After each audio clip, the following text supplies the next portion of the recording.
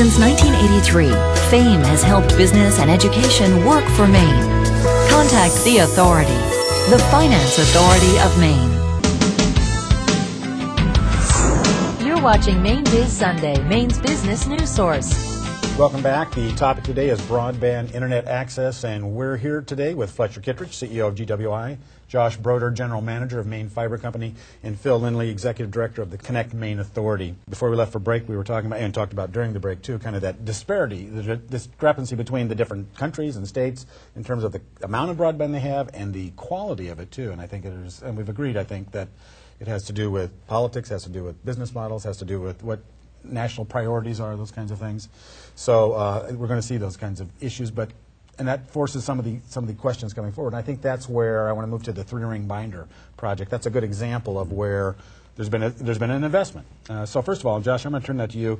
Remind us what the three-ring binder is, and how your company's involved with it, and how we got the funding. Sure. Well, the three-ring binder is a 1,100-mile high-capacity fiber optic network that roughly covers the footprint of Maine. And the goal of the three-ring binder network is to provide what we call middle-mile fiber optic service. Middle mile meaning not into each home and business, but into each town and community. Mm-hmm.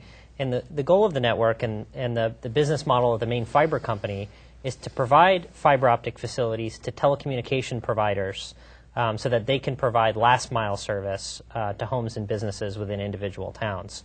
And the goal there being to reduce the cost of getting to town or getting to a village or getting to a community so that the investment, private investment, can be made for those last-mile connections. Okay, talk to me about the funding and business model on this in particular. You're a private company. Sure. But you got public funds to do this? That's right. So the Maine Fiber Company is a private company, and the Maine Fiber Company received a grant really as a transfer from GWI, Fletcher's company. Right. So Fletcher had met with a group of stakeholders in the state that included the university and the ConnectME Authority and others, and really on behalf of the state of Maine applied to the federal government to participate in a program from the NTIA, which is a sub-department of the Department of Commerce that was providing stimulus funds to build fiber optic facilities in rural areas. And GWI transferred the grant to this new private company that was formed specifically to receive both the grant and an additional $7 million in private equity from investors inside of Maine and out to build out the fiber network. So when it's done, you'll own it? That's correct.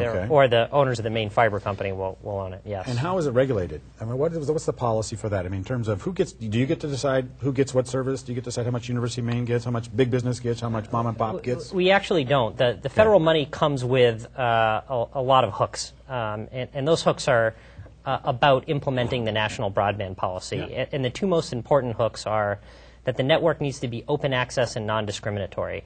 Open access means that any responsible party can utilize the network to provide service to end users.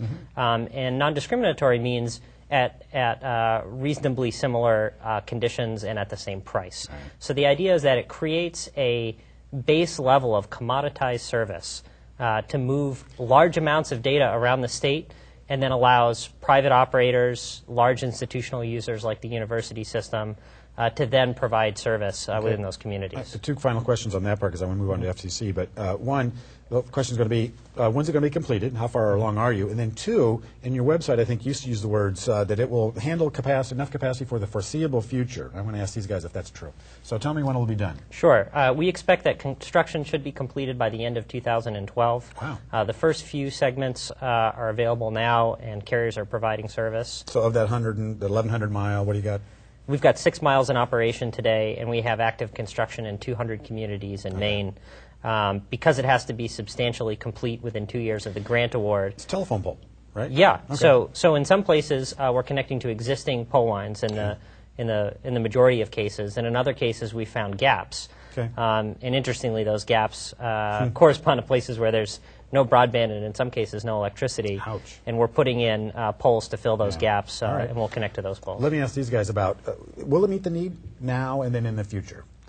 Oh yeah, I mean, as far as the backhaul goes, fiber is one of those technologies, and of course Fletcher can tell you a lot more about the technology. But fiber is, there's that cliche called future-proof. Okay. Not only that's my question: is how do we know? Yeah. Yeah, okay. I mean, not only is there a lot of fiber. I mean, it's 144 to 288 strands in the cables. But fiber strands themselves have each individual has become much more capable over the years. So a Jackson lab, big atomic microscope, and University of Maine hopping on at the same time is not going to eat everything up and make everybody else go away. No. Okay, good. That's I think, and we have room for right, more business yeah. like that, right? Yeah. Yeah. Okay. Yeah. Speak Absolutely. To that. Well, that's a big part of my job now, is going around trying to convince large companies that they can come to Maine now. Okay. But I want to move on to the FCC, because I know this isn't near and dear to your heart, and everybody's really. The FCC Connect America Fund. These are new proposed rules that are coming out, really revamping the old Universal Services Fund, which is for the telephone system, basically, and for a new 21st century. Talk to us about that, Phil. What is this? Why is it important? Why should I care? Well, is it good for Maine? It's good for everybody, and it's a pretty exciting change. The FCC has been talking about making these changes to the Universal Service Fund since they put out the National Broadband Plan. The Universal Service Fund subsidizes the copper-based narrowband network, and that network, that telecommunications network, is regulated, fully regulated, where the broadband network isn't regulated. And so the idea was, let's change that Universal Service Fund and repurpose it into subsidizing broadband build-out, fiber build-out, broadband build-out anywhere. So the Connect America Fund's a pretty exciting change. The FCC, what they did on Tuesday, does many, many things. It's a 289-page order. And this is a major move from the old telephone-based system, right? Yeah, it's acknowledging that we're huge moving move. into the new era. That's right. It's stopping having a hard line between telecommunications and data. That the ways that we communicate with each other are in fact the same thing. I mean, if you put a pipe to everybody's house, what goes over that pipe is just ones and zeros. It doesn't matter whether it's a phone call, it's an email, it's downloading a Netflix movie, or whatever it is. It's all the same stuff. We got 30 seconds for this segment, so I want you guys to weigh in. Will we get funding for this? Because once again, we always get back to Maine's a rural state, Maine's a poor state, relatively speaking. Are we going to be able to access this money to help us build out? Oh, absolutely. Okay. I mean, we're getting Universal Service Fund money now for the copper network. It'll be one of our jobs to ensure that Maine gets its fair share to... Yes. Yes. It's not going to happen automatically, but we have as many senators as every other state. Okay. And I think it's a time to rally.